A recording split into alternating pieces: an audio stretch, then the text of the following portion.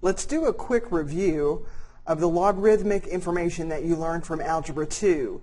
Those of you that have had pre-cal have gone much deeper into exponential functions and logarithmic functions than I'm going to at this point in time. We will go deeper later on in the semester whenever we're going to be dealing with these functions using calculus on them. But for now, we're just going to do a basic review of what you probably learned in Algebra 2.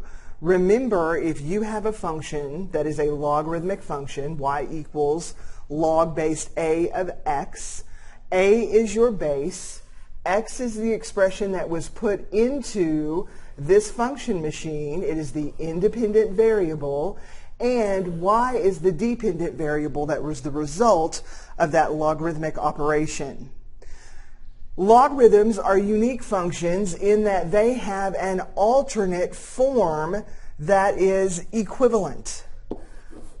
We have the logarithmic form of this function, and we have an equivalent, an if and only if biconditional statement works in both directions, exponential expression that will yield the same output from your x input. These two expressions are identical. They are interchangeable with one another. Sometimes it's easier to deal with the exponential form than it is the logarithmic form. It's up to you, unless you're told otherwise, it's up to you which form you use.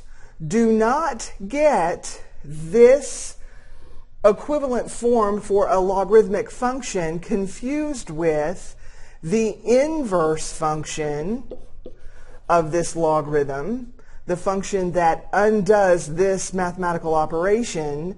This would be the inverse function. This is the equivalent exponential form of the logarithm.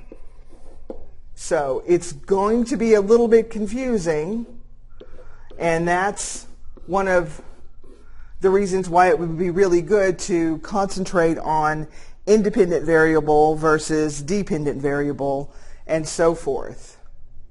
There are logarithmic properties that you are responsible for knowing from this point on. We went over them quickly when we did the workshops in the summer for the summer homework.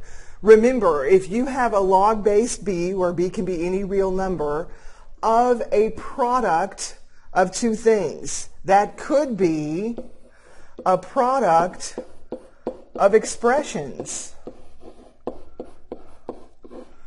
A product of any two things. That can be written as the sum of the same logarithmic base, the sum of the separate expressions. So product to sum, or in the other direction, sum to product. This could be equivalently written as log base 3 of the first expression plus log base 3 of the second expression. So not just numbers, but true for any expression put into the logarithmic function. There is another expression when we're dealing with the quotient of two expressions.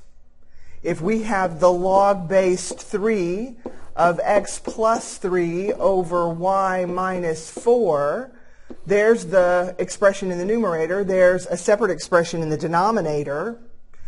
This property says that the logarithm of a quotient is identical to the difference between the log of the expression in the numerator minus the log of the expression in the denominator.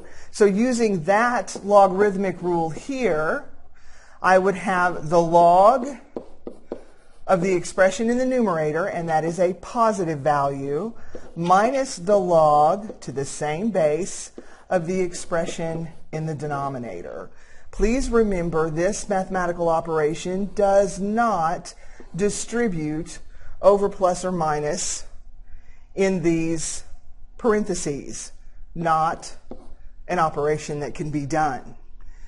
You need to know these properties in both directions. That is an if and only if statement. It is biconditional. It works in both directions.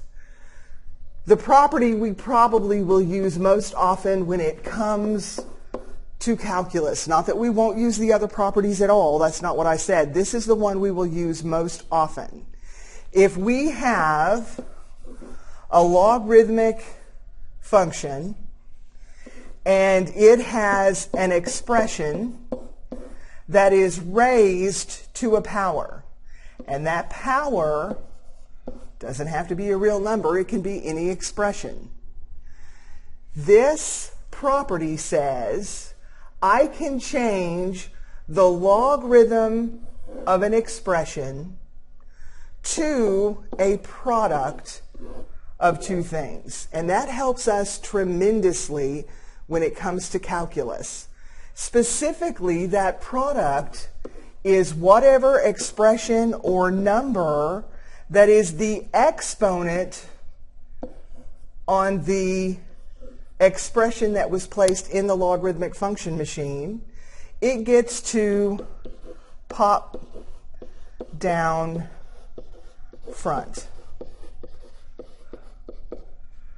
And it's multiplied by the log to the base of the expression that it was the power to.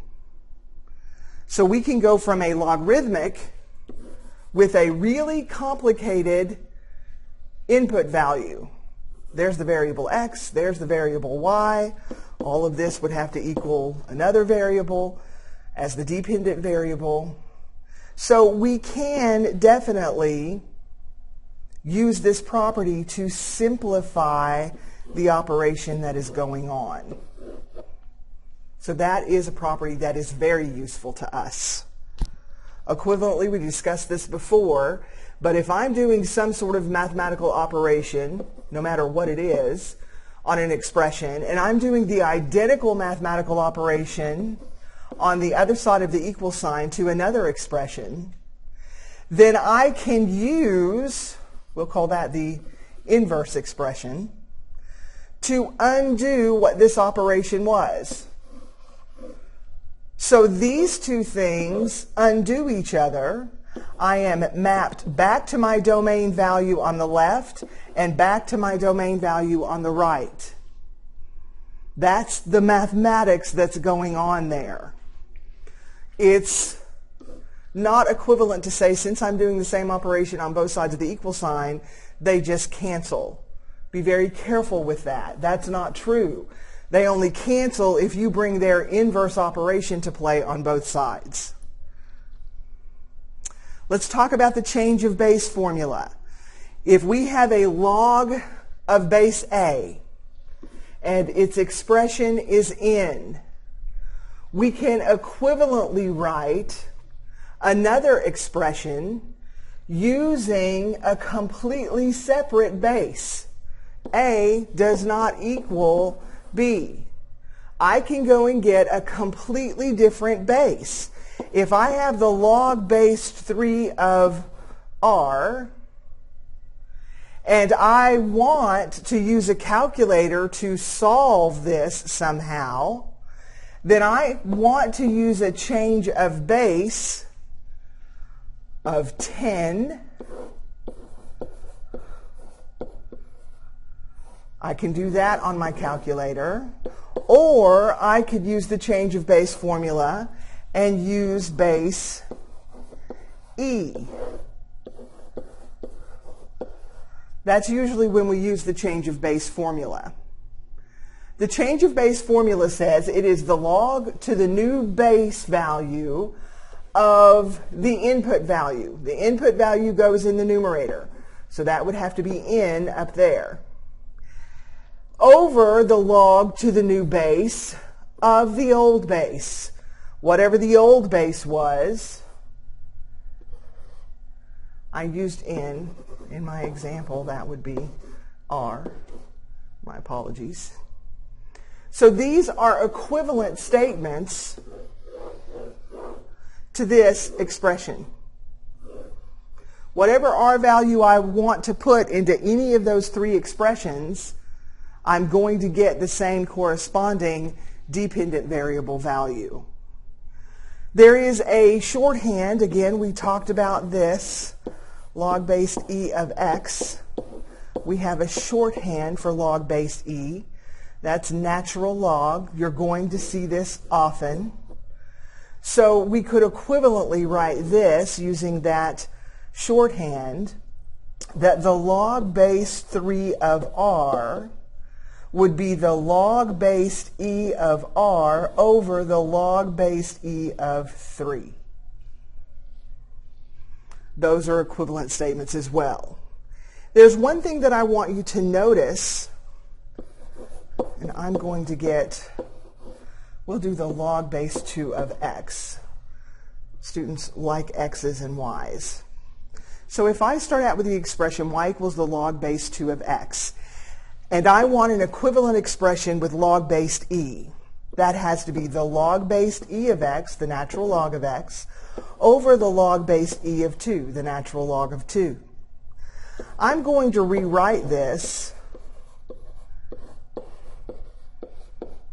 like this. And here's why. Because this is a number.